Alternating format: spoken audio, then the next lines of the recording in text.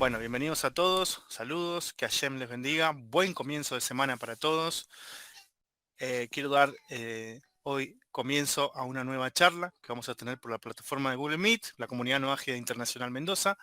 Quiero presentarles, creo que la mayoría lo conocen, a Jacob Amar Rostein de la página Filosofía Judía.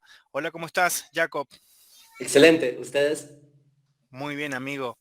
Bueno, agradecerte por tu tiempo, por estar aquí con nosotros hoy en esta tarde aquí para mi país, ya noche en Israel. Y bueno, hoy tenemos un tema sobre la mesa muy interesante, ¿sí? Con respecto al sionismo, este movimiento interesante, la historia del sionismo. Y aparecen los Benay Noach, así que vamos a tratar de buscar esa relación en esta temática que hoy tenemos sobre la mesa. Jacob, ¿cómo estás? Contame. Primero, estoy con mucho orgullo de poder estar frente a ustedes, de que me hayan invitado. Realmente les agradezco mucho. Espero que me escuchen bien, que mi internet no falle y Besrat Hashem, poderles transmitir el mensaje en el tiempo limitado que tenemos. Realmente yo aprecio a cada persona que está acá presente. Pues ustedes saben, yo lo repito mucho, los Bnei Noach, en la perspectiva judía, son el futuro del mundo, el futuro de las civilizaciones, sociedades, de un mundo mejor, y ustedes están poniendo, digamos, ese paso, ¿sí? No sé si han visto esas máquinas que van por la nieve, quitando la nieve del camino, algo así ustedes están haciendo con todos esos falsos conceptos y la humanidad va avanzando detrás de ustedes. Entonces ustedes tienen el trabajo realmente difícil. Yo solo les expreso ideas que mi pueblo ha venido reuniendo a lo largo de un par de milenios. Y bueno, ahora sí, el tema que Rodrigo me recomendó hablar es sobre cuál es la relación del sionismo y del movimiento no ágida, que como vemos ambos movimientos, si se les puede llamar así, van naciendo de forma paralela. Hay una desfaz, digamos, de unas cuantas décadas, de hecho, pero este renacimiento de la ley universal desde la perspectiva judía nace o digamos renace o se empieza a hablar entre las personas muy cercano al renacimiento de las ideas sionistas, que ya vamos a definir un poco los términos. Y ¿qué es el sionismo? El sionismo es un movimiento que tiene desde una perspectiva política o cultural o sus diferentes vertientes, pero es un movimiento que aspira a que los judíos tengan autodeterminación en su tierra ancestral. Eso es decir, esta tierra de Israel donde yo me encuentro en este momento. Y el sionismo, entre comillas, es un movimiento que nace, digamos, siglo XVIII, XIX, ¿sí? Yo lo pongo en el XIX porque a pesar de que fue un poco previo a Herzl, ya antes de Herzl habían personas, digamos, judíos que motivaban el movimiento de que las personas, de que los judíos retornaran a su tierra y empezaran a hacer asentamiento en la tierra de Israel.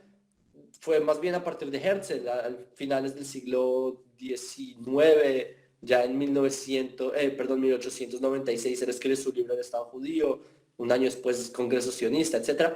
Entonces es un movimiento político que tiene, entre comillas, un siglo y medio, digamos.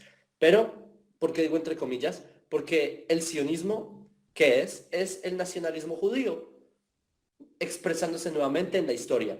Y el nacionalismo judío realmente no es algo nuevo. El nacionalismo judío siempre ha existido, toda la historia. De hecho, si ustedes conocen un poco de historia del pueblo judío durante la época del Segundo Templo, ¿qué fue el Segundo Templo? Que los judíos tenían un reino, vino una nación ajena, Roma, ¿sí? Colonizadores europeos, y lo que hicieron fue los judíos tratar de emanciparse, de independizarse o liberarse de la ocupación europea, de los invasores que vinieron de otro lugar.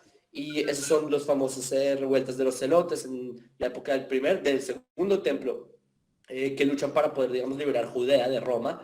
Y sabemos que la rebelión fracasa, el primer intento, segundo intento y tercer intento con Bar Kokhba, y así es como el pueblo judío sale del exilio. Antes de eso también había nacionalismo judío en la época de los macabeos, ya casi como un mes y medio, que será la fiesta de Hanukkah, que en Hanukkah que recordamos la independencia nacional del pueblo judío de manos de los seleucidas, de los griegos.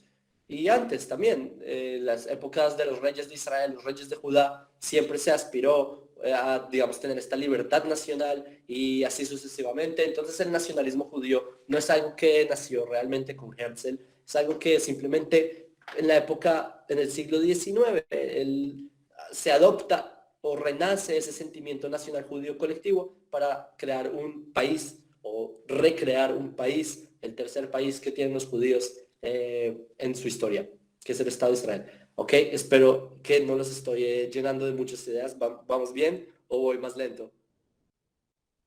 Ok, entonces vamos Vamos bien, vamos medianamente bien. bien. Ok. Ahora, ¿qué sigue? Eh, ¿Cuál es la relación con el movimiento no ágida de este movimiento sionista? ¿Sí? Que uno diría, no, el movimiento no ágida, o sea, el mensaje universal de la Torá es algo que se desarrolló con el tiempo, supuestamente, ¿no? Que está el pueblo judío, ¿sí? Esas tribus, 12 tribus, crean una nación, un país, lo que sea, ¿sí? El rey Saúl, David, y crean su país, no se llamaban en esa época estados, la palabra estado es algo moderno, en el reino de Israel lo crearon en ese entonces, y se va desarrollando la idea de la universalidad del pueblo judío, pero no es así. El pueblo judío, el pueblo de Israel más bien, de entrada ya tiene un mensaje universal inherente. ¿Y por qué sabemos esto? Porque está escrito en Bereshit, en Génesis, en el capítulo 12, que de hecho es la parashá que leímos durante la semana, que fue Lech Lecha, que Hashem, Dios le dice a Abraham, que en ese momento no era Abraham, era Abraham, y le dice, Lech lecha me'artzecha o memoladeteja, מבית אביך לארץ אשר אראך, etcétera, etcétera, que le dice, vete, le dice Dios a Abraham, vete del lugar donde naciste, de tu tierra, de la casa de tu padre, a la tierra que te voy a mostrar. ¿Para qué? Sigan leyendo, etcétera, etcétera. Versículo 3, es Jale Goy Gadol, voy a hacer de ti una gran nación, es decir, entra el factor político, que lo que significa que de Abraham vendrá una nación. ¿Para qué? ¿Cuál es la finalidad de esta nación? Continúa el versículo. Que en ti digamos, se bendecirán, lo traducen así, ¿sí? Aunque no es precisamente bendecirán, porque sería pero ahí dice es tema aparte. Pero el punto es que así lo traducen, ¿sí? Y en ti se bendecirán las familias de la tierra. ¿Cuáles las familias de la tierra? Las naciones del mundo, ¿sí? Como se había visto en el capítulo anterior, en Génesis 11. Génesis 10, 11, etcétera. ¿Qué significa? Que el pueblo judío, de entrada, tenemos un rol universal. Es decir, que, porque Hashem le dice a Abraham que su meta es ir a la tierra de Israel a crear un estado, ¿sí? Un país, un reino, como lo quieran llamar, ¿sí? Un emirato judío, como quieran ponerle. ¿Y para qué? Para que la finalidad sea que las familias de la tierra puedan tener éxito, etcétera, y a lo largo de la trama del Tanaj es cuando aparecen, digamos, los profetas que les dan los mensajes a Israel, cuando el pueblo de Israel empieza a no comportarse bien, ¿sí? Porque les doy un recuento histórico, está Abraham, luego él tiene sus hijos, de sus hijos salen las tribus, de estas tribus hebreas, se conglomera el país judío, el reino de Israel, ¿sí? Fundado por Shaul, que luego, digamos, un siglo, unas cuantas décadas después, el reino se separa en dos, el norte de Israel, el reino de Judá. Luego el reino de Israel se dispersa por la invasión asiria, ¿sí? Siglo 8 antes de la era común. Y posteriormente el reino de Judea, que está compuesto por la tribu de Judá y Benjamín, es el reino que queda disperso por Babilonia, por el rey Nabucodonosor en hebreo, en español. ¿Y qué pasa? Que en todo este lapso de tiempo de los reyes, Hashem, él envía profetas a Israel. Profetas, ¿para qué? ¿Qué hacen los profetas? Regañar a Israel. Decirles, ustedes tienen, en vez de estar rezándole a ideologías, porque paréntesis, ¿qué es ídolos? Ídolos son ideas, ideologías.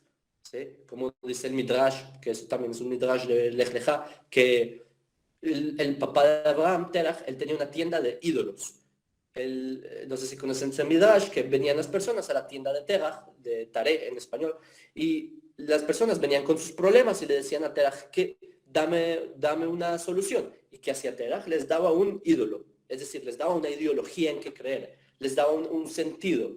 Y así las personas se iban con su ídolo, ¿sí? Con su visión reducida del mundo, compuesta para ellos hacia su casa. Y que luego sigue el Midrash contando que Abraham tomó las estatuas, las rompió con un martillo, el Midrash continúa. Pero el punto es que lo que estaba haciendo, el error que hizo Israel es, digamos, irse en ideologías cerradas en vez de estar difundiendo el mensaje universal. Porque eso es, por favor, lean cualquiera de los profetas. Es que así empiezan todos los profetas. Desde Isaías, los primeros capítulos hablan del mensaje universal. Zacarías, capítulo 2, yo qué sé, el versículo 15 habla de las naciones del mundo. Todos los profetas, Sofonías, le estoy diciendo así, libros que nadie lee, en verdad. Seamos sinceros, yo no sé cuántos de ustedes han leído Sofonías, Sofonías. Lo literal, el capítulo 3, versículo, yo qué sé, 9, habla de las familias, de la universalidad, este mensaje universal de la Torá. Y todos los profetas hablaron de esto. ¿Y a quién le hablaron los profetas? El pueblo judío, les dijeron, al pueblo de Israel, ¿sí? Judea, judíos. Les decían esto, ustedes tienen que estar dando un mensaje universal. Y el pueblo de Israel no hizo su labor de dar el mensaje universal y nos fuimos detrás de ídolos y fuimos exiliados. Nos dimos otra oportunidad de volver a crear un segundo estado judío, que esto fue en la era del reino Hasmoneo, en el siglo II antes de la era común, años que yo que sé, 167 antes de la era común, que fue la revuelta de los macabeos contra el imperio seleucida. Y nuevamente lo que ocurre es que se podía dar este mensaje universal y nuevamente no se dio el mensaje universal. Así es como Roma se apodera de Judea con la llegada de Filipo en el año 66 antes de la era común, que vuelven Judea una provincia romana, hasta que en el año 70 se destruye el templo de Jerusalén, la peor tragedia que le ha pasado a la historia del pueblo judío. ¿Por qué? Porque la destrucción del templo de Jerusalén no representó solamente la demolición de un edificio, no solamente eso. La destrucción del templo de Jerusalén representó el fin de la vida del judío, porque la vida del judío no es una religión, y acá es uno de los puntos principales que quiero para ir conectando la idea de Bnei Noach, ¿sí? Antes que nada quiero conectar acá el teléfono antes de que se apague. Listo. Bueno, ahora, ¿qué pasa? Que el judaísmo, como le pusieron el término judaísmos, es un término que sale del griego de la época hasmonea, sí, la primera aparición de la palabra judaísmo. Judaísmo se aparece en segunda de Macabeos, es uno de los libros que se consideró apócrifos, pero el punto es que lo que llaman judaísmos o judaísmo, que judentum, más adelante llegó la palabra judaísmo al español, es un término que la gente suele relacionar con religión. Pero la religión es solo un aspecto muy reducido de la perspectiva judía, porque la perspectiva judía abarca desde aspectos políticos hasta los aspectos cotidianos, el día a día, yo cómo me comporto, yo cómo duermo, cómo me baño el cuerpo, ¿sabían? Hay leyes en el judaísmo de cómo uno se baña, de uno cómo duerme. Hay leyes de cómo uno duerme, la mitad de la noche hacia la derecha, la otra mitad hacia la izquierda, etc. Infinidad de cosas que, digamos, rodean toda la perspectiva del judío, su forma de ver las cosas, etc. Y ese es el conjunto judaísmo. Por eso es que la destrucción del templo de Jerusalén, digamos, arrasan con el lado nacional del judío, y así el judío se ve forzado a salir al exilio. Y en el exilio, como ya no tiene la independencia nacional, el judío lo único que se queda es con digamos, una valija llena de lo que alcanzó a rescatar de todo este mundo de ideas que habían dado los profetas de Israel. Y valija no me refiero literalmente a una valija con papeles, me refiero a un mundo que salían los judíos cargando, que ya no podían tener su país porque había sido totalmente destruido tras lo que hizo Roma en el siglo I, en el año 70 en adelante, también en el 135. Entonces lo que hace el pueblo judío es recopilar todos estos conocimientos y empiezan a guardarlos durante 2000 años. Ahora, ¿qué pasa? 2000 años de historia transcurren y el pueblo judío se expone, queda expuesto a las diferentes culturas. Solo piénsenlo, donde hubo una civilización, ahí hubo judíos. Donde hubo una idea, ahí hubo judíos. Si por ejemplo hubo cristianismo, ahí hubo judíos. Si por ejemplo hubo islam, ahí hubo judíos. Hubo comunismo, capitalismo, feminismo, ahí hubo judíos. A lo largo de la historia, el judío absorbió, o digamos, se enfrentó a todas estas ideas tomó lo que servía, desechó lo que no servía, y así hasta que, gracias a Dios, en la modernidad ocurre un evento bíblico a mis ojos, que es que este pueblo indígena de Judea logra descolonizar Judea. Imagínense, es como, en serio no hay ejemplo así en la historia, que un pueblo indígena después de 2000 años recupere su tierra y vuelva a hablar el mismo idioma que hablaban, las mismas ciudades que tenían, las mismas, digamos, creencias que tenían, etcétera. Y eso es lo que ocurre exactamente con el pueblo judío. ¿Qué significa? Que ahora este proceso que estamos teniendo es el proceso en el que por fin los judíos tenemos este chance de hacer nuevamente nuestra labor universal, ¿sí? Y la diferencia es que en esta generación tenemos las herramientas para hacerlo. No solamente tenemos ya la experiencia de las veces que fallamos, sino que ahora tenemos todas estas herramientas que Hashem nos permitió en nuestra generación para poder difundir el mensaje universal a las naciones. Ahora, ¿qué pasa? Que ¿por qué Israel durante el exilio no difundió este mensaje universal? Por el simple hecho de que el pueblo judío no podía.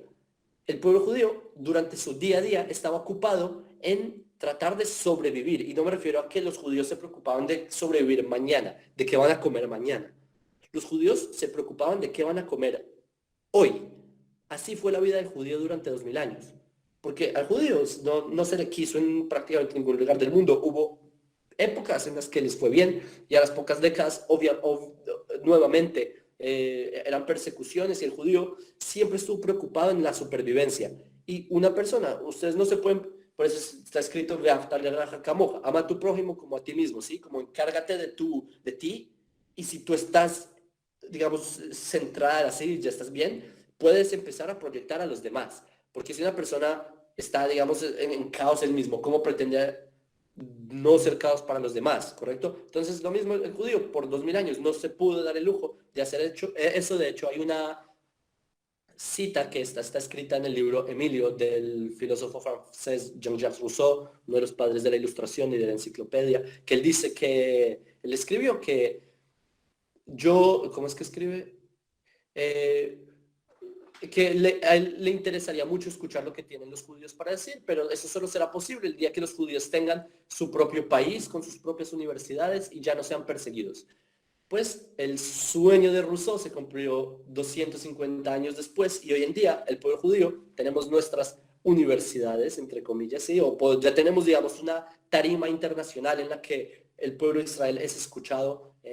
Baruch Hashem, ustedes son estos pioneros que por fin están diciendo, ok, listo, ya. Las ideologías alrededor del mundo intentaron hacer proyectos para salvar a la humanidad, pero fracasaron, ¿sí? Las diferentes religiones, ideologías, todo lo que experimentamos el siglo pasado con este enfrentamiento entre el socialismo y el capitalismo, que hoy en día se siguen estos, ¿cómo se dice? Ricochet.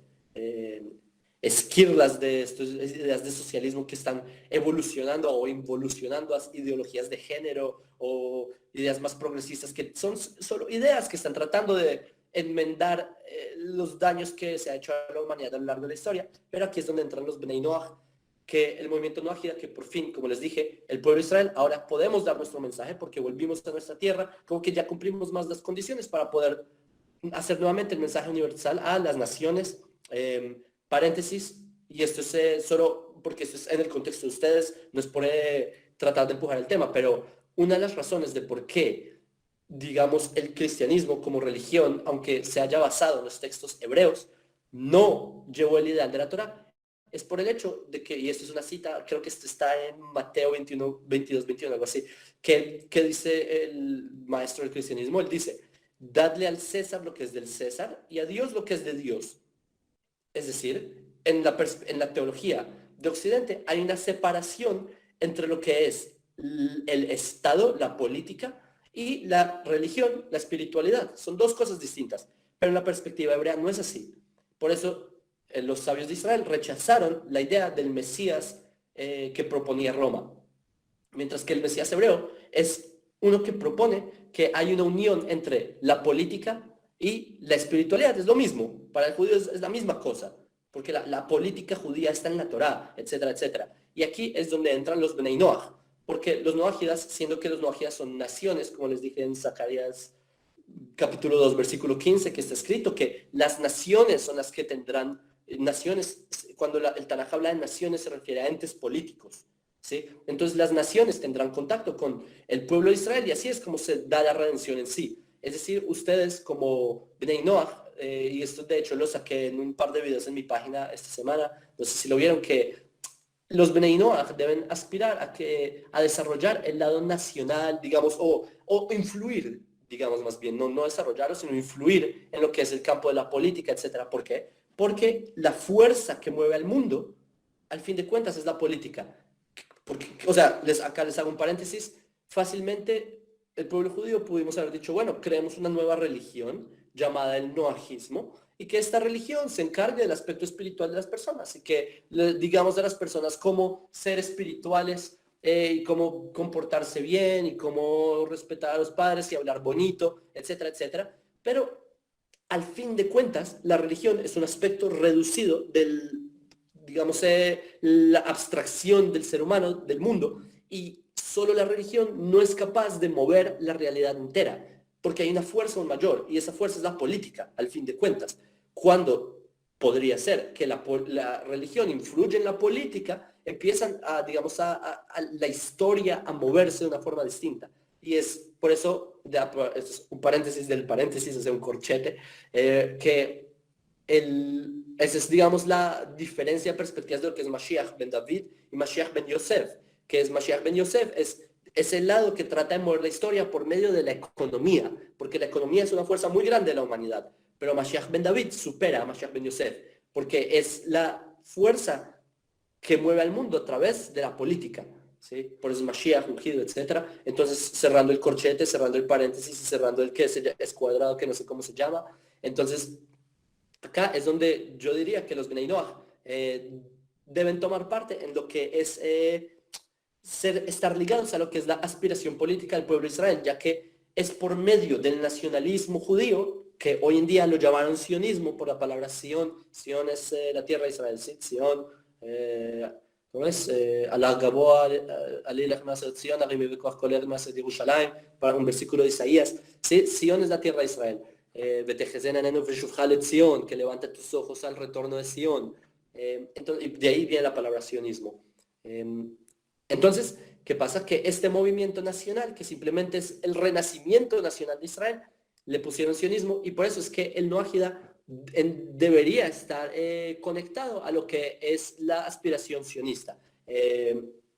Hasta aquí. Ahora, paréntesis, vale recalcar que también existe la perspectiva antisionista dentro del judaísmo, aunque es pequeña. Por ejemplo, está el movimiento Natura y Carta, que se estima que son 5.000 judíos en todo el mundo. ¿Sí? Estoy diciendo que hay 13 millones de judíos, por lo que Natura y Carta es un movimiento pequeño. Hay otro par de movimientos hasídicos que tampoco son pro-sionistas, pero Natura y Carta es, digamos, el más explícito, que tiene banderas, etcétera. Que lo curioso es que Natura y Carta, lo que ellos se oponen no es que haya un nacionalismo judío, porque ellos también dicen que la tierra de Israel es para el pueblo de Israel, ellos también aspiran que el reinado del Mesías. Lo que ellos, digamos, debaten es el hecho de que el país judío sea laico. Eso es lo que les molesta, porque ellos dicen, sustentan esto con algo del Talmud, con el tratado de, creo que es Makot, página 111, ahí al principio de la página dice que Dios hizo 13 promesas, etcétera, no me meto en el tema, pero el punto es que digamos, los sectas antisionistas dentro del mismo judaísmo, lo que ellos dicen es que no puede haber un país laico o un país que no siga las leyes de la Torá.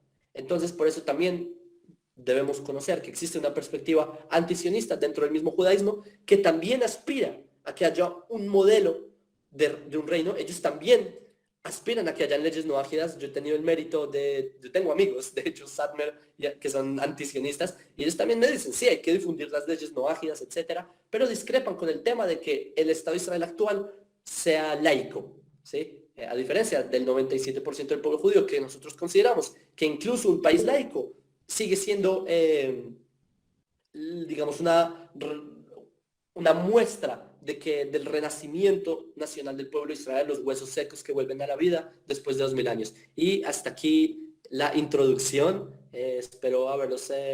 bueno, y quisiera también anexar un poco más que el movimiento Noahida no es casualidad que digamos, empieza a desarrollarse en esta época. Como les dije, en paralelo que renace el pueblo judío, renace todo alrededor. La tierra de Israel, un ejemplo, era un desierto durante 2000 años. No crecía nada, nada. O sea, ustedes pueden ver, hay libros de Edgar Allan Poe, que fue un escritor de Estados Unidos, ¿sí? Norteamericano, que él visitó la tierra de Israel y él tiene un libro de sus ¿cómo se dice? Caminatas en la tierra prometida, algo así, que él ahí escribe en los primeros capítulos y él describe la tierra de Israel. Él dice que la tierra de Israel era un desierto total, no hay ni animales, no hay nada, no hay vida, no hay vegetación. Que lo más vivo es como que vio era como un cactus, cosas por el estilo, lo escribe. Entonces, hoy en día Israel no es así. Edgar Allan Poe vivió hace un poquito más de 2 siglos, ¿sí? No es que vivió hace milenios. La tierra de Israel fue un desierto durante siglos por el hecho de que el pueblo de Israel aún no estábamos acá. Entonces, en el momento que empieza el pueblo judío a retornar a su tierra, también la tierra de Israel empieza a renacer y los conceptos alrededor del pueblo judío empiezan a renacer. Y uno de los conceptos, yo no digo que un concepto menor, el objetivo del pueblo de Israel, que es el mensaje universal, también renace. Y por eso no es casualidad de que en nuestra generación estamos viendo más el crecimiento de las comunidades de Bnei Noach en todo el mundo. Y bueno, Baruch Hashem, que ustedes están tomando parte en este proceso histórico, del modo en que hubo, digamos, padres del sionismo, ¿sí? Que hicieron el renacimiento nacional de Israel. Yo me gustaría mucho que ustedes se vean a ustedes mismos como los padres del movimiento Noahida, que son los que están haciendo renacer estas leyes que se habían olvidado durante milenios desde que Hashem las entregó a Noah y a sus hijos en el arca. Entonces ustedes son aquellos que están dando vida nuevamente al pacto que hizo Hashem con la humanidad. Hasta aquí. Jacob, excelente. Hay una noticia que justo estabas hablando del desierto de Israel y aquí en Mendoza tenemos al norte de la provincia, antes de llegar a otra provincia que es la provincia de San Juan, un desierto que es el desierto de la Valle y hay una noticia que salió hace poco, de hecho el mes pasado, donde se han contactado con personas de Israel para ver cómo pueden revivir el desierto de la Valle, cómo pueden sacar provecho del desierto. Y se han contactado con personas de Israel para ayudarles en esta área, ya que Israel ha logrado durante estos años atrás revivir el desierto. Increíble, impresionante. Bueno, Jacob, excelente el shiur, excelente la clase. Yo tengo una pregunta, después vamos a darle lugar a las personas que van levantando la mano. Em, ¿podemos decir que sionismo es igual a redención para el pueblo de Israel? Y si es así, si es redención para el pueblo de Israel, podemos decir entonces que el movimiento Benei Noach va a traer redención final, ¿verdad? Exactamente, el sionismo, yo diría más bien que fue la herramienta que se le dio al pueblo judío para poder comenzar su proceso de redención. Porque el sionismo, al fin de cuentas, fue ese movimiento político que fue el detonante o digamos la gasolina o el medio en el que el pueblo judío pudo retornar a su tierra. Entonces, sí, el sionismo definitivamente es el movimiento que permite la redención de Israel. Y yo también, yo siempre pienso en ese paralelo como tú lo acabas de describir. El movimiento no ágida es de por sí la herramienta, ¿sí? Todo lo que ustedes están haciendo es como movimiento, ¿sí? Es la herramienta para realmente redimir el mundo 100%. Excelente, amigo. Bueno, vamos a dar lugar para las preguntas. Tratemos de ser concisos para tratar de manejar el tiempo que tenemos de Google Meet. Vamos con Leonardo Miranda. Leo, adelante. Jacob, buenas tardes desde acá de Torreón, México. Yo tengo una pregunta que me han hecho considerablemente aquí en esta ciudad, que es muy idólatra y que hemos tenido el tiempo para poder platicar e ir llevando la palabra de Hashem. Me hacen una pregunta muy común e inclusive se han separado de mí por el hecho de nombrar al nombre de Hashem.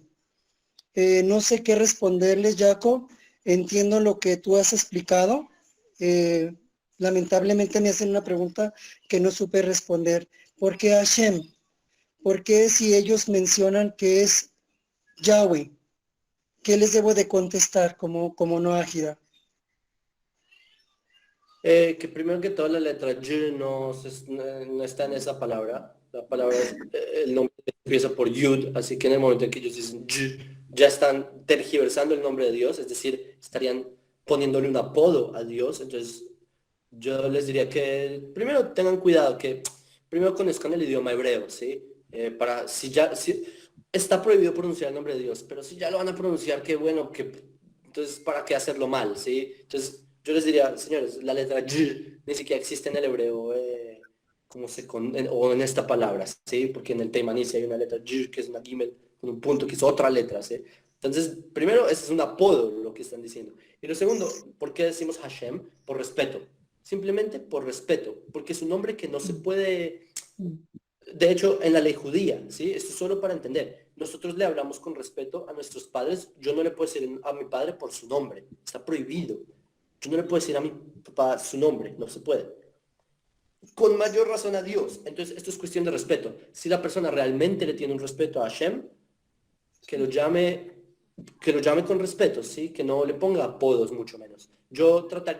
Mira, en mi experiencia, tratar de explicar este tipo de temas a personas que aún no están digamos, un poco más aterrizados y que se nutren de videos como de un rudo despertar, es difícil, ¿sí? Pero paciencia, no todos tienen que tener explicación inmediata de todo, pero estoy seguro que vas a encontrar la forma, digamos, de planteárselo. Ok, gracias. Vamos con Luis. Luis, adelante. Buenas tardes, ¿cómo estás, Jacob? Bueno, buenas noches para allá, para el tierra de Israel. Jacob, he estado siguiendo muy bien tu idea, me parece excelente todo el conocimiento y la sabiduría que tú aportas.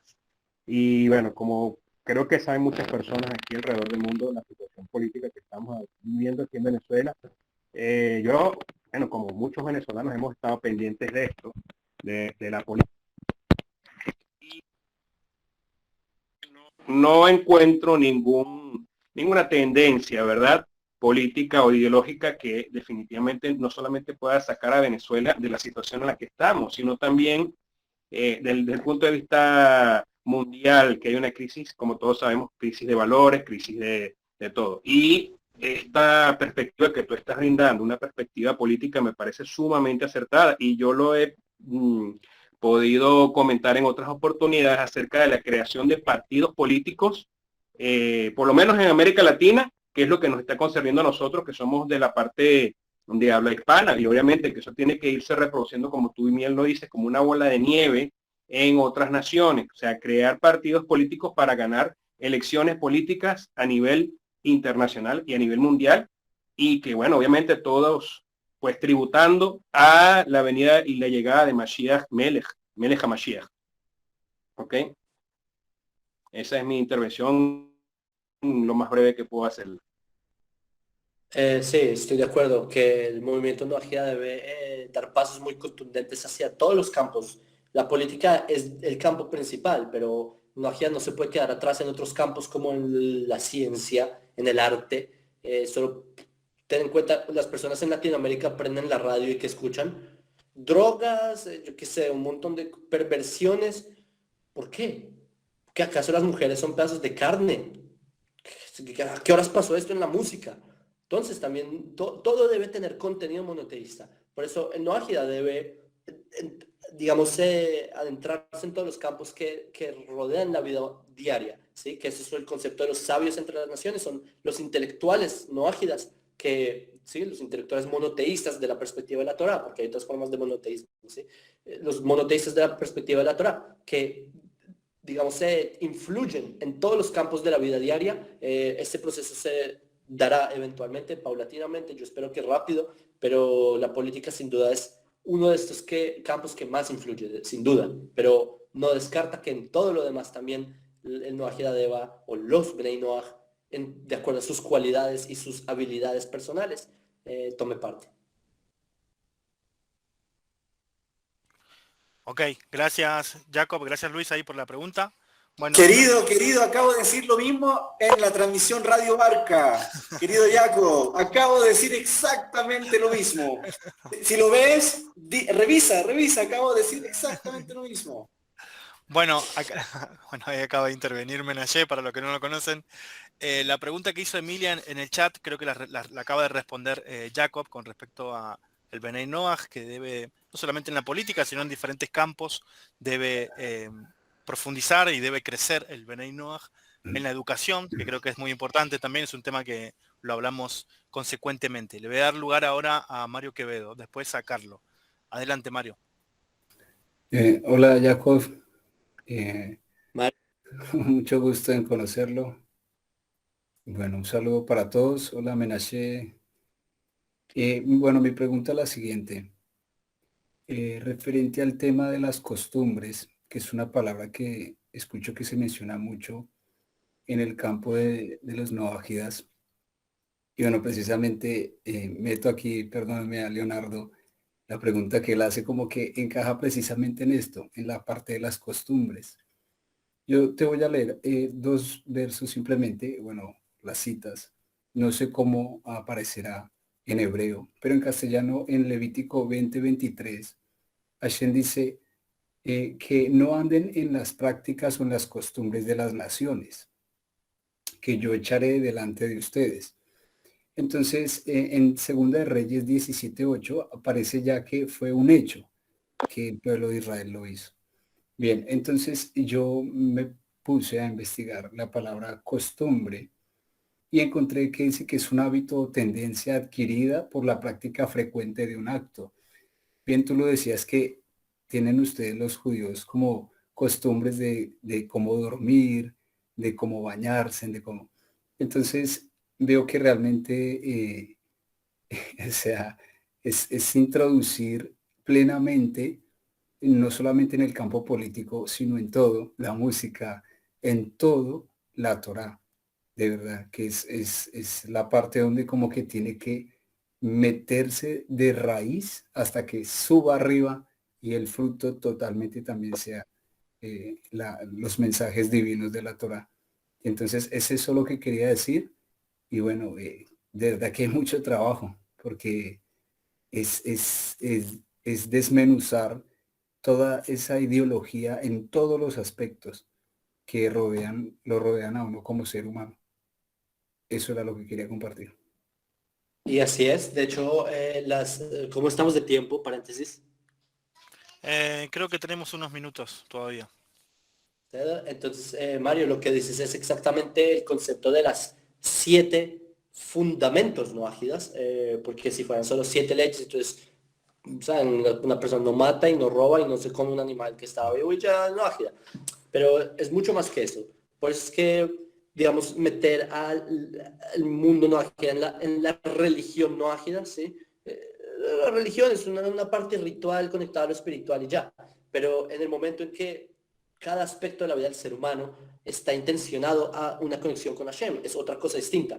Un ejemplo que he dado como 700 veces, la persona que va manejando y frena en el semáforo porque está en rojo. ¿Por qué frena porque está en rojo?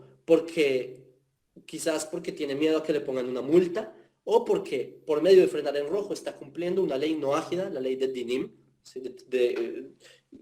En discusión, Ramban, si son leyes civiles, etc. Pero si una persona está frenando en rojo y cumpliendo la ley civil y así él está frenando porque eso es lo que conecta al ser humano con Hashem, entonces no está solo frenando en rojo porque no quiere recibir una multa, está frenando en rojo para conectarse con Hashem. Y así en cada aspecto, ¿sí? El hecho de no consumir un animal, etcétera. También la dieta del no ágida, lo que él consume. Y te doy un ejemplo. Fulanito y Pepito, ambos se comen no sé, una manzana. ¿Mm? Pero la pregunta es, ¿qué hace Fulanito con su vida y qué hace Pepito con su vida? Con la misma manzana. Entonces, la manzana adquiere una perspectiva, trasciende a unas consecuencias distintas, depende del enfoque que da el ser humano. Y eso es exactamente lo que hace el no ágida, o debería hacer el no ágida, y es lo que tú dices, transformar toda su existencia a, digamos, lo que lo conecta con Hashem por medio de las leyes, por medio de lo que es la práctica, que eso es lo que, como les había dicho, es la gran diferencia con las religiones en general, que lo que los conecta es lo ritual espiritual. Al no ágida lo que lo conecta es la ley con Hashem. Ok, gracias. Excelente, Jacob. Carlos, adelante. Mucho gusto a todos y saludos ya, Jacob, que bueno, felicitarte primero porque gracias a ver filosofía judía yo conocí lo que es el mundo no ágida. Interesante. pero sí me gustaría saber, soy de Nicaragua, vivo en León, una ciudad súper mega idólatra. Hay como 100.000 ídolos aquí que les venera a la gente. Pero la pregunta que yo tengo hacia Israel y eso como pueblo judío, es decir, ¿qué plan hay? ¿Qué plan, verdad? Como el plan de Israel con los noáyidas para rescatar a naciones perdidas como la mía, le puedo decir así. Porque en Nicaragua hay como 100.000 festividades de cada, es muy parecido a México, muy parecido a México. Y cuando estás aquí, en el caso personal, aquí, si yo levanto la mano en la ciudad en la que vivo, León, y le digo, oye, ¿cuántos no hay por acá? Y cuidado con que me quedo yo con el dedo nada más. Ahí. Y cuántos pasan por en Nicaragua en el grupo, incluso en este grupo, en el grupo que me uní, me dio risa que solo hay 4 con teléfonos de Nicaragua. Dije, o sea, ¿cuál es el plan? Debe haber un orden porque que hay naciones que estamos más perdidos que otros, porque veo que Colombia sí está bastante organizada, incluso Chile, Argentina, pero me preocupa mi país, porque como nación andamos perdidos, ¿verdad? Y lo veo en el día a día. Mi pregunta es, ¿hay un plan? Viendo incluso el tema sionismo, noáyida, ¿hay un plan? ¿Cuál es ese plan? En Nicaragua hay alguien, no hay un rabino, una guía para seguir. Aquí yo no le puedo preguntar a un rabino nada. Entonces, por algunas cosas, yo seguí algo de tus links, para terminar la idea, que vos decías, vétanse al Centro Mundial de Noáyidas y lo diste como un link y ahí salían tus páginas y me metí y llegué acá. Pero sí, yo te felicito por la labor porque alguien va a ver incluso tus videos, incluso, y los comparto y eso, pero ¿qué pasa con toda la nación? ¿O cuál es el plan? Debe haber algo. Esa es mi pregunta. La pregunta es buenísima y el plan, en mi perspectiva, yo sé que muchos están un poco en desacuerdo, yo conozco las perspectivas de otros sabios de Israel sobre el tema de Bnei Noach. Yo creo que el plan es hacer comunidades noágidas. Comunidades, así se empieza. ¿Por qué? Porque un individual puede ponerse a remar contra la corriente comúnmente y como tú dices, levantas la mano y te la bajan con un machete los idólatras. No. Entonces, ¿qué pasa? Si una persona hace una comunidad, ¿sí? Obviamente en Nicaragua, como tú lo describes, donde tú estás geográficamente, no es de la noche a la mañana. Paréntesis, cuando yo empecé esta página, como hace 2 años y medio, yo decía, por ahí, en verdad, yo decía esto. Yo le decía a las personas que, digamos, están en el Zoom, que eran como 5 personas de ese nivel, yo decía, escuchen que en 10 años o en 20 años van a comenzar a haber comunidades noágidas. 1 año y medio después, hay comunidades noágidas en casi todos los países. Nicaragua pues nacerá en su respectivo momento. Carlos, esto, el ritmo, de verdad que no te lo vas a imaginar. Yo también, como que yo trato de ser un poco pesimista y decir, no, vamos lento. Esto es demasiado rápido. Yo con Besat Hashem, que en Nicaragua más personas, digamos, estén expuestos a estas ideas. No es fácil para muchas personas procesarlos, pero créeme que y por eso mi perspectiva es que de principio la persona debe unirse a una comunidad noágida, porque como dice, así siendo bien cliché, la unión hace la fuerza, es verdad. Si hay núcleo, es un núcleo sólido, es difícil de romper y tiene más ideas de cómo expandir, cómo hacer, cómo ser práctico, cómo llevarse, y así es como el mundo piensa. En verdad hay Bnei Noach que llevan como 20 años en el mundo noágida y muy solos. De hecho, acá en la comunidad noágida de Mendoza, Rodrigo tuvo un encuentro con una comunidad noágida de la India, que llevan como, ¿cuántos años, Rodrigo? ¿20 en el mundo noágida? 20 años. Pero también acá en Chile, Jaco, hay personas noágidas que ya llevan 20 años. Sí, imagínate, esas personas tuvieron paciencia. Ahora hay como esa comunidad noágida de Chile, no es pequeña, o digamos, va avanzando. En la India pues ya no están nada mal. Y así sucesivamente. Nicaragua, por más que se vea un poco oscuro, piensa que cuando el pueblo de Israel estaban cruzando el mar, ¿qué es lo que veían? Veían todo el milagro así, No, estaban dentro del, bueno, no era barro porque era seco, pero estaban así corriendo, viendo el sudor del frente, caos egipcios por detrás, no entendían qué pasaba, solo corrían hacia el frente y no se dieron cuenta del enorme milagro que les estaba ocurriendo enfrente a sus ojos, sino hasta que llegaron del otro lado y vieron al ejército egipcio ahogándose, es que dijeron, wow, pasamos el mar, sí, Hashem nos abrió el mar. Algo así es lo que está pasando en el mundo no ágida, no, todo es muy confuso al principio, ¿no? Están así en la carrera, pero Besat Hashem, cuando lleguemos vamos a, como dice el Salmo, ¿sí? Que nuestra boca se llenará de risas. ¿Cuándo? Cuando sea el tiempo nos llenaremos de risas, porque nos daremos cuenta que todo ese proceso difícil tuvo sentido. Gracias, Jacob. Bueno, le vamos a dar lugar a Rosa, que está esperando, y después le vamos a dar lugar a Menashe. Rosa, adelante.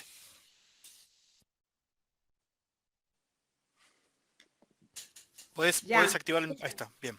Ok, Shalom, yo feliz de estar en una conferencia, en una charla con Jacob. De verdad que un saludo para todos, les hablo desde Valledupar, desde la costa de Colombia. Bueno, yo me voy a referir con respecto al punto que decía sobre la política, lo que mencionaba Jacob, y yo digo que a mí me ha servido mucho como trabajo social. Esto del precepto que habla de justicia, yo le he agregado como justicia y equidad. A mí me ha servido muchísimo. O sea, ya en un principio decía, ay, pero justicia, pero me pasaba como el amigo de Nicaragua que dice que, pero justicia, ¿dónde con esta gente tan dura? Por Dios, o sea, pero es cuestión de tener esa fe, digo yo, de lo que estamos aprendiendo. Encantadísima de estar en un grupo no ágida, de escuchar, de aprender y ver que sí, con el paso del tiempo lo mismo que nosotros vamos recibiendo, lo vamos entregando, lo vamos aportando a otras personas, que yo pienso que es cuestión de que las personas se dispongan, pero me parece, o sea, ser no ágida, yo nunca había oído que en Colombia o en Medellín, yo soy de Medellín, pero dice que había no ágidas de 12, 15 años, ¿dónde estaban? Pues yo no los había visto. Pero ahora es que aparecen por todos lados y bueno, es gratificante y yo encantada. No sé, eso es como mi aporte, me ha servido como defensora de los derechos humanos, servir a la comunidad y hablar de lo que es creer en el Dios eterno, en el único. Y dicen, pero es que sí fue yo. Bueno, pero es que para mí el testimonio es que no hubo un Jesús cuando se abrió el mar, no, cuando se abrió el mar. Ahí no, nadie dijo que en el nombre de nadie. Entonces, excelente, excelente. También para trabajo social ha servido ir aprendiendo de lo que es ser no ágil.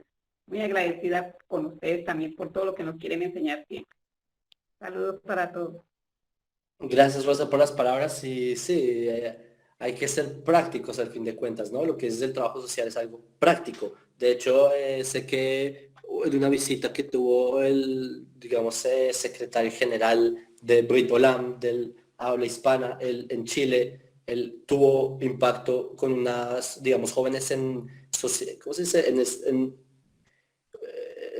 En riesgo social, ¿sí? Y hicieron temas sobre skating, etcétera. Entonces, y esas son cosas prácticas que van a hacer los Bnei Noach, también la comunidad de Mendoza ha hecho sus obras sociales, etcétera. Son cosas que se tienen que hacer, como tú dices, Rosa, no quedarse en la teoría, fantaseando de que va a llegar el Mesías, bla, bla, bla. Sí, va a llegar, pero ¿qué hacemos mientras tanto, sí? Vamos a empezar ya a mover las cosas. Es la idea de aterrizarse un poquito y eso es lo que diferencia, digamos, de las religiones del movimiento no ágil, que es algo muy concreto. Excelente, Jacob. Gracias, Rosa, por tu comentario. Le vamos a dar lugar a Menashe. Nos quedan 8 minutos. Ya termina la llamada. Sí, oye, yo estoy muy contento. Primera vez que estoy en espacio con Jaco, con Rodrigo, con Mario, con Carlos, con Rosa. Para mí, bueno, todo está, aunque ustedes no lo entiendan, bueno, estamos sentados en una casa de estudio en este momento, con Jacob, nos está mostrando desde su casa filosófica, nos estamos sentando en la casa de él se sentó en la casa en el monte de los Andes, qué sé yo, y escuché recién una pregunta. Si me das permiso, Jacob, mira, ¿qué te parece? Como él planteó una pregunta, él no se puede, aún así, él quiere una respuesta. La respuesta fue general. Don Carlos, bueno, que Dios nos cuide de no causar tropezo alguno a ninguno. Carlos, el plan es contigo. Tú estás en esta charla ahora. Así que es momento que usted se eduque más, tome el liderazgo en Nicaragua, en su lugar, con su junta de vecinos, y haga lo que tiene que hacer. De ahora en adelante, don Carlos, usted es uno de los encargados del Frito Lab en su ciudad.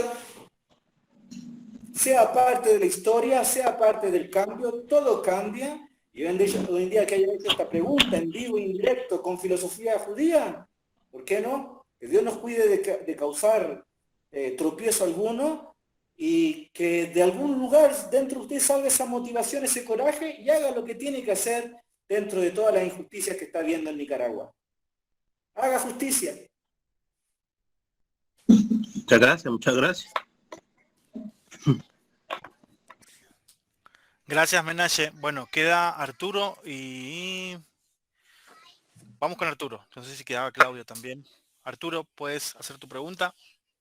Saludos, Jacob, un gusto conocerle desde Pasadena, Texas. Mi pregunta casi básicamente era como lo que decía Carlos acá en Pasadena, Texas. Estamos hablando de Houston. No he encontrado comunidades y uno, en lo personal, me imagino como todos queremos aprender más. Ahora pertenezco a comunidad no ágida de Mendoza con amigazo y querido amigo Rodrigo, que él es el que nos instruye y el cual le agradezco infinitamente, pero me encantaría saber qué puedo hacer. Mientras tanto no encuentro también acá una comunidad. Muchas gracias. Sí, ese es un dilema similar al de Carlos. Paréntesis, de hecho, los primeros Bnei Noach en el continente, digamos así, que hicieron ruido, están en Texas, pero me parece que en Dallas, que fue el primer lugar donde Oklahoma. En Latinoamérica. Oklahoma. Ah, sí. Pero entonces no estás muy lejos del epicentro donde nació la idea no latinoamericana, sino americana de esto. Pero el reto que tú pones no es fácil, claro. Y eso es lo que están experimentando miles de personas. ¿Sí? Imagínate cuántas personas en lugares muy remotos que no es de la noche a la mañana que se crea esto, pero nuevamente, lo que yo sí veo en algún punto de la historia es que la comunidad no ágida internacional de Mendoza, porque al fin de cuentas lo componen personas de todo el continente y de hecho también más allá del continente, al fin de cuentas estas personas va a crecer tanto el grupo que van a independizarse en subgrupos, así es como veo yo, como que saben que es la mitosis, algo así, una célula que se va, digamos, duplicando o cosas por el estilo. Sí, entonces esta comunidad en la que ustedes están hará mitosis en algún punto de la historia. Hay que tener paciencia. Jerusalén no se construyó en un día. Como les dije, los judíos nos tomó solamente 2000 años en crear otra vez nuestro país. Entonces el Noahida debería, digamos, ver este ejemplo y ser fuerte, como dijo Menashe, tener valentía, transformar la sociedad en cuanto se puede, también difundir el monoteísmo y Besat Hashem, que se triunfe el concepto de crear comunidades no ágidas al punto de influir en la política. Baruch Hashem, que así sea. Gracias, Jaco, gracias, Arturo. Quedan 3 minutos. Claudia, te doy a vos para que puedas hacer la pregunta. Quedan preguntas pendientes, las vamos a dejar para después. Claudia, adelante. Hola, Jacob. Hola, Jacob. Hola, buenas tardes, Menache, Rodri, todos, buenas tardes. Bueno, nosotros de la comunidad de Colombia, que ya hicimos mitosis, ya somos Bogotá. Entonces, pero siempre llegan gente, no solamente personas, en la comunidad no ágida de Bogotá tenemos personas de otros países y siempre cada uno llega con muchas inquietudes, ¿no? La política es de las cosas que la gente no quisiera abarcar, porque no sé por qué el miedo, pero ayer casualmente toqué el tema y les decía, bueno, a una persona pues no le gustó mucho, pero entonces yo les decía, entonces, ¿cómo vamos a hacer con el séptimo precepto? ¿Sí? Que ese lo tenemos, o sea, sí o sí está incluido allí. Es un trueno que está cayendo ahorita, un aguacero fuerte. ¿Cómo hacer eso, Jacob? ¿Cómo abarcar? Y bueno, por otro lado, llega una persona y me escribe, Claudia, por favor, pregunta si puedo hacer un rap. Entonces, pero yo le decía, ¿qué quiere decir tu rap? ¿Qué música vas a poner? ¿Qué letras vas a poner?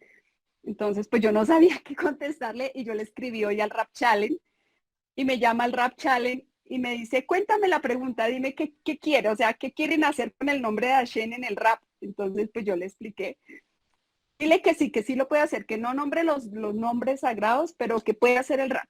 Entonces, pues bueno, la gente ya se está incentivando y mira, ya vamos en la política, la música, bueno, eso era.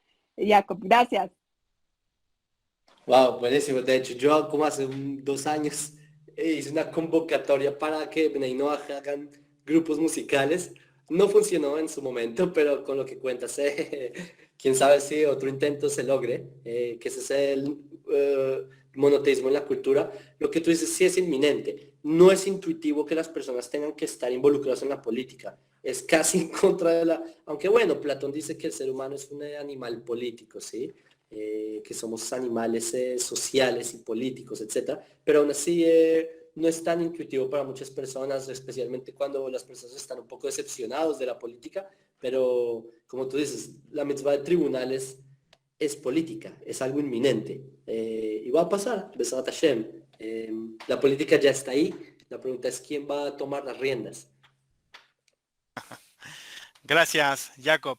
Bueno, nos queda un minuto, vamos a despedirnos. Lamentablemente quedaron muchas preguntas ahí en el chat. Les dejo mi mail para que me las puedan reenviar y se las hacemos llegar a Jacob para poder tener una pronta respuesta. Bueno, Jacob, amigo, muchas gracias por tu tiempo. Gracias a todos los que están en sala. Mira, gran parte de las personas que están aquí en sala llegaron porque vieron un video tuyo y golpearon la puerta de nuestra comunidad y hoy son parte de este grupo maravilloso que va creciendo a diario. Así que, amigo, agradecido con vos, con tu trabajo, tu labor y bueno, que podamos seguir adelante en este gran camino y que podamos construir un mundo mejor. Baruch Hashem. Saludos, Jacob, saludos a todos. Gracias. Baruch Hashem. Gracias. Feliz semana para todos. Bendiciones. Chao, Baruch Hashem. Chao, chao. Gracias a Dios.